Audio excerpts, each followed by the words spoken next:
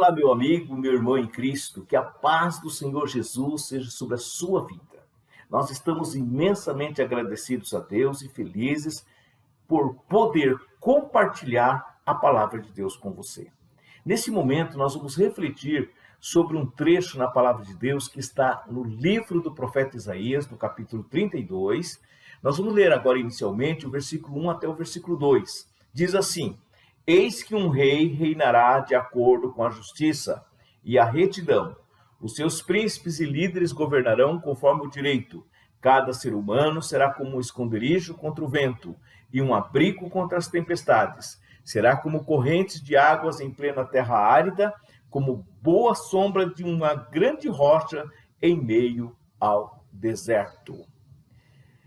Muito bem, nós estamos vivendo num período e num mundo onde os governos, em sua maioria, são decididos pelo sufrágio universal, ou seja, através de eleições, onde o povo escolhe os seus governantes, onde as pessoas definem aquelas pessoas que elas querem que governem.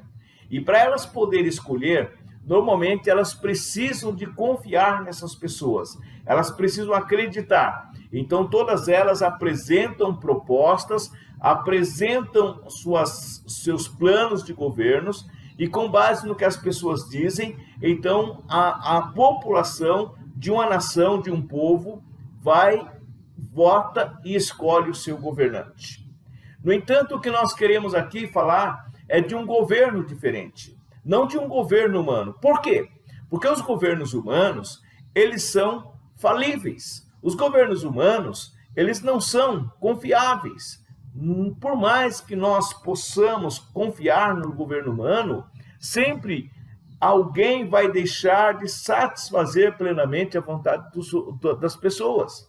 Nós observamos, de repente, um governo ele tende para uma pauta mais voltada para um grupo da sociedade. Ele contraria outro grupo. Se ele volta para outro grupo, ele contraria outro. E assim por diante. Então, existe uma dificuldade muito grande das pessoas poderem fazer governos equilibrados e, mais ainda, governos justos. E é isto que tem acontecido e tem causado grandes conflitos. As pessoas têm dificuldade de poder estabelecer um governo que agrade a todos, que satisfaça a todos, onde todas as pessoas possam ter paz e possam ter alegria. E é exatamente isso que nós temos observado.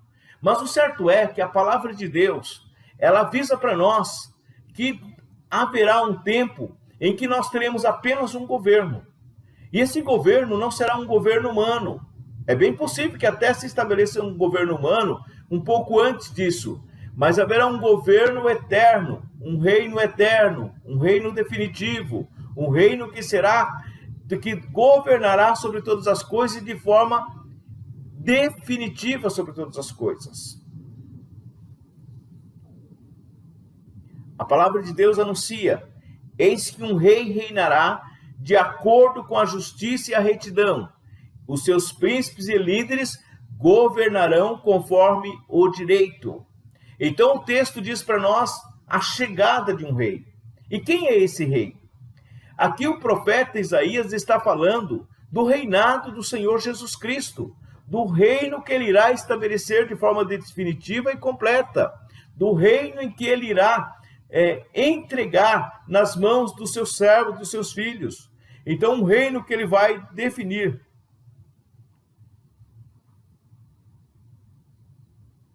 Aqui o profeta Isaías está falando de um reino que será estabelecido de forma definitiva e completa. Um reino que será estabelecido por nosso Senhor Jesus Cristo. Ele, na verdade, quando ele esteve aqui na terra, quando o Senhor Jesus Cristo esteve aqui na terra, ele anunciou: o reino de Deus é chegado. E outra vez ele diz: o reino de Deus está entre vós. Outra vez ele diz: o reino de Deus está próximo. Então ele fala de diversas fases desse reino. Um reino que já está colocado, mas ele não está ainda definitivamente estabelecido, porque a chegada de Jesus Cristo foi a chegada do reino de Deus entre os homens. Mas esse reino está sendo construído através do povo dele, através da sua igreja, através das pessoas que estão crendo no seu nome, confiando no seu nome, se entregando a ele. Então esse reino está sendo estabelecido, mas vai chegar um momento em que ele será o único rei, em que ele governará sobre todas as nações, sobre toda língua, sobre todas tribos e línguas. Haverá um tempo em que ele governará sobre todas as pessoas, sobre todas as tribos e línguas e nações. Então ele diz, eis que aí vem um rei. E como será esse governo? Esse governo, diferente dos que nós temos hoje, será um governo que dará segurança jurídica. Diz que reinará de acordo com a justiça e a retidão, e os seus príncipes e líderes governarão conforme o direito. Então não será um governo conforme muitos que nós vemos hoje. Governos que, de repente, pervertem o direito, que manipula, ou mesmo quando escrevem leis, interpretam as leis de forma diferente, entendem de forma diferente, aplicam de forma diferente.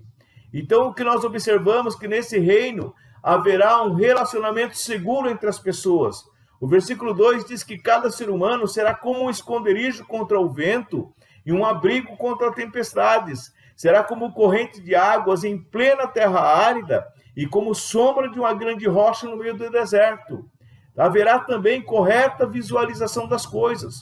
Hoje, muitas vezes, nós olhamos as coisas à nossa volta e nós interpretamos de forma diferente. Muitas vezes, nós não conseguimos entender aquilo que nós estamos vendo. E ele diz que então os olhos dos que podem ver não mais estarão fechados. Então significa que nós vamos ver aquilo que exatamente é, e não aquilo que a nossa mente produzir, não aquilo que a nossa mente imaginar. Porque muitas coisas que nós falamos, muitas coisas que nós enxergamos, é resultado da nossa imaginação, e não daquilo que de fato nós enxergamos. Haverá correta compreensão das coisas, e os ouvidos dos que podem escutar se abrirão para ouvir. Então as pessoas, elas irão ouvir de forma correta, elas vão entender. O grande problema do ser humano nos dias de hoje é a correta comunicação. Há ruídos nas comunicações. Muitas vezes você fala uma coisa com uma intenção, com uma boa intenção, com uma boa proposta, mas o outro lado entende como aquilo fosse uma má intenção e uma má proposta, uma intenção de prejudicá-lo. E nós temos ouvido, nós temos percebido e temos visto as pessoas se digladiarem e elas se desentenderem e até guerrearem exatamente por causa de uma falta de compreensão das coisas. Mas a promessa é que os ouvidos dos que podem escutar se abrirão para ouvir. Então as pessoas vão ouvir e vão entender corretamente a percepção do outro. Por quê? Nós não estaremos projetando aquilo que nós somos nas outras pessoas, mas nós vamos ouvir exatamente aquilo que as pessoas dizem. E até porque, como nós teremos, como no final nós vamos dizer, nós estaremos totalmente restaurados, nós teremos restaurado a nossa capacidade de relacionar conosco mesmo, nossa capacidade de relacionar com Deus, nossa capacidade de relacionar com as pessoas. Então todas as nossas projeções serão boas, e também a recepção daquilo que será falado também serão boas. Haverá correta percepção. Diz que o coração dos irrefletidos procurará adquirir sabedoria. Haverá comunicação compreensível. Diz que a língua dos gaguejantes falará com pleno desembaraço e com clareza. Haverá correta definição de valores. Diz que já não vai chamar mais o nobre de tolo e nem vai dizer ao ilustre, chamar de ilustre aquele que é trapaceiro. E na verdade é isso que nós vemos na sociedade hoje. As pessoas que falam tolice, as pessoas que trapaceiam, são as pessoas muitas vezes que são consideradas nobres, são as pessoas que são consideradas ilustres, são as pessoas que ocupam os melhores lugares. E na verdade vai haver um momento em que nós vamos ter essa verdadeira percepção. Então aquele que é tolo, ele não será considerado nobre. Aquele que é trapaceiro não será considerado uma pessoa ilustre. Então nós observamos que haverá uma verdadeira correção de valores, ou definição de valores. Quais são os valores dos ímpios, segundo as Escrituras Sagradas?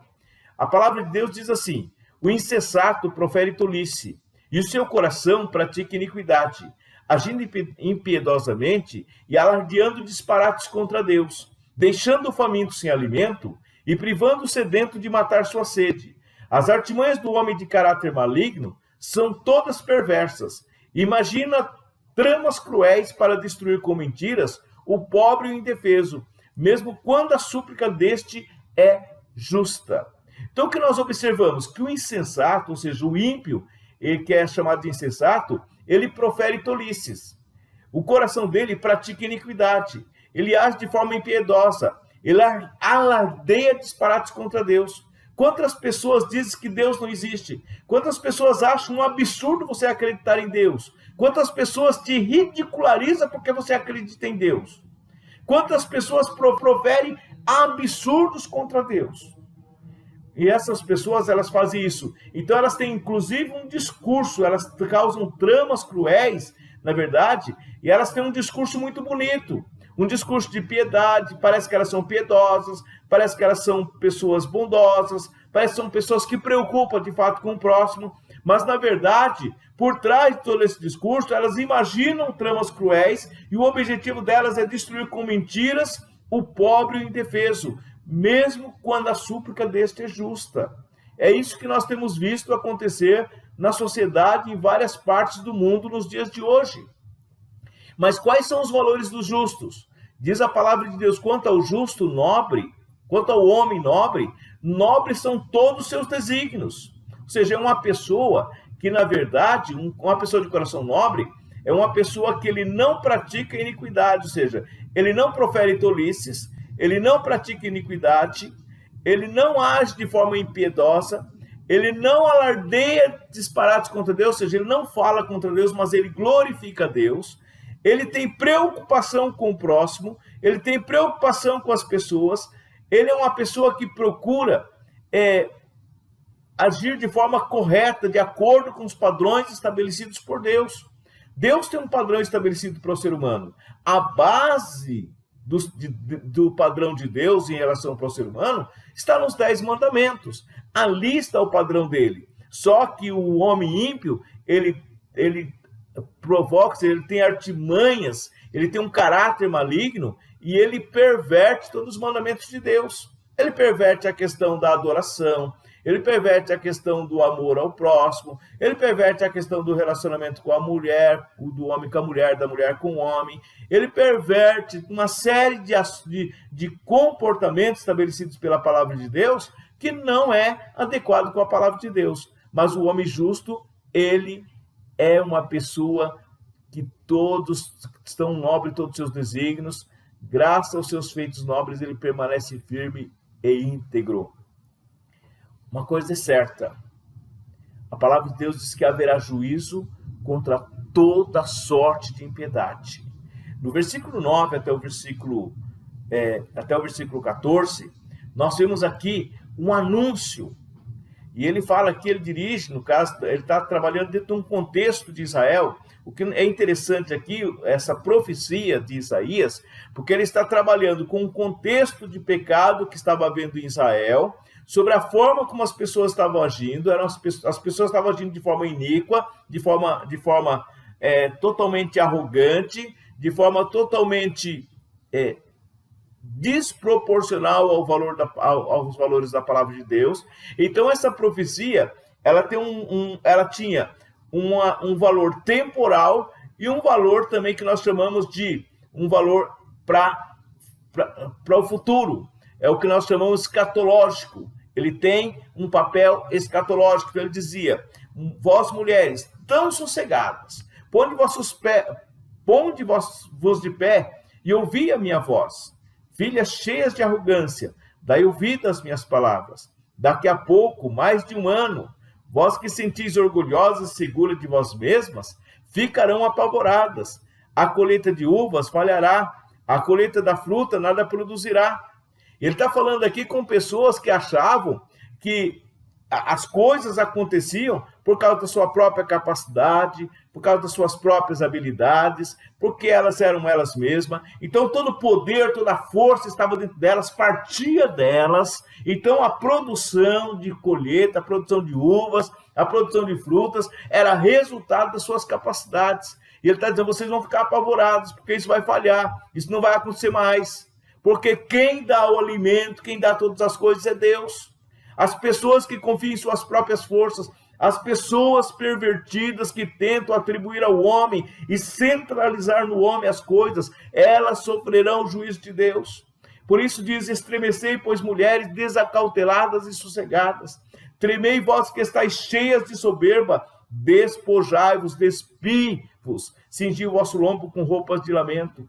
Batei no peito por causa dos campos destruídos, pelas videiras carregadas de frutos, e pela terra do meu povo, terra agora infestada de espinhos e roseiras bravas. Sim, planteai por todas as casas outroras, cheia de júbilo, e por toda a cidade exultante. A fortaleza será abandonada, a cidade barulhenta ficará deserta, a cidadela e a torre da sentinela se tornarão covis. Uma delícia para os jumentos, uma pastagem para os rebanhos.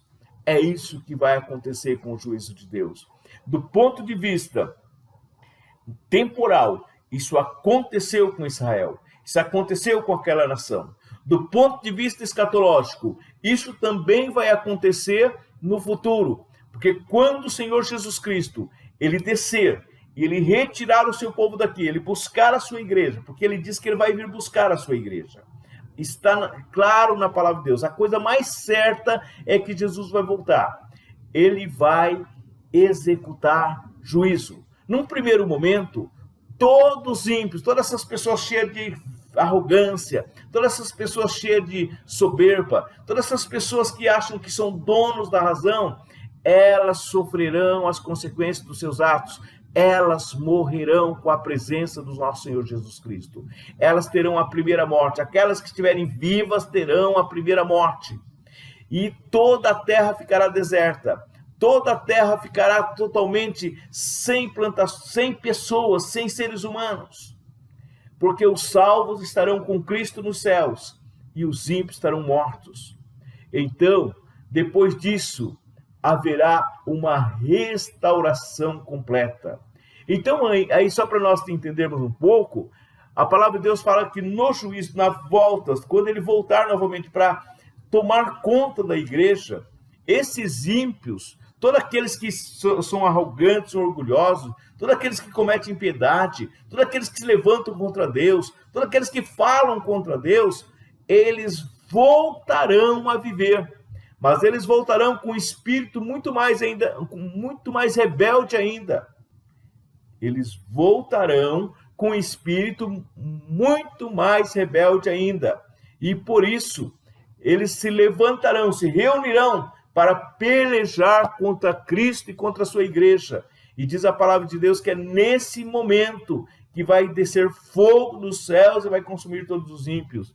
Então, haverá um tempo de restauração. A palavra de Deus diz assim: eis que eu crio novo céu e nova terra, terra em que habita a justiça, lugar que habita a justiça.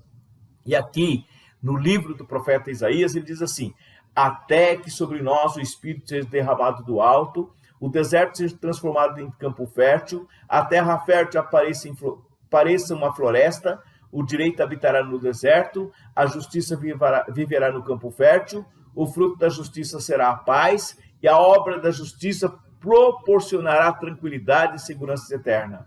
O meu povo viverá em regiões pacíficas, em moradas seguras, em lugares tranquilos de paz e repouso. Embora a floresta seja arrasada pelo granizo quando a saraiva vier e a cidade seja nivelada ao pó, sereis felizes, semeando junto de águas puras e generosas, deixando andar livres os bois e os jumentos. É isso que nós temos de promessa para a palavra de Deus. Então nós temos que confiar. Confie. O governo de nosso Senhor Jesus Cristo será de paz. Então nós devemos fazer o quê? Aguardar com esperança e expectativa o estabelecimento definitivo do Rei dos Reis e o Senhor dos Senhores, que é Jesus Cristo, nosso Senhor. todas as deformações que o pecado provocou em nós, elas serão restauradas, serão curadas. Nós teremos totalmente restaurados. Nós teremos os relacionamentos corretos nós nos relacionaremos de forma correta com Deus. Nós nos relacionaremos de forma correta conosco mesmo. Nós nos relacionaremos de forma correta com o próximo. E nós relacionaremos de forma correta com as coisas criadas ou com a natureza. Que Deus, por sua graça, possa nos ajudar a viver e a esperar ansiosamente o governo de paz de nosso Senhor Jesus Cristo. Nesse você pode confiar. Nesse você pode se entregar. Você pode, inclusive, morrer por ele, porque vale a pena. Porque diz que aquele que crê nele, ainda que esteja morto, viverá. Aquele que confia nele não morre eternamente, mas ressuscitará. Essa é a promessa de Deus. Confie no Senhor Jesus. Confie no governo de paz que ele estabelecerá. Amém? Que Deus, por sua graça, nos abençoe grandemente. E eu quero, nesse momento, convidar você à oração. Quero pedir que, nesse instante, Deus possa gerar fé em nossos corações, de tal forma que nós possamos permanecer firmes até o estabelecimento desse reino de nosso Senhor Jesus Cristo. Deus e Pai poderoso, mais uma vez eu oro agradecido ao Senhor por esta oportunidade que tive de compartilhar a Tua palavra com estas pessoas, Senhor. Eu peço a Deus nesse momento que o Teu Espírito Santo possa gerar a fé necessária nesse coração. Possa, meu Deus, fazê-lo compreender o plano de salvação que o Senhor tem para a vida de cada um, Senhor.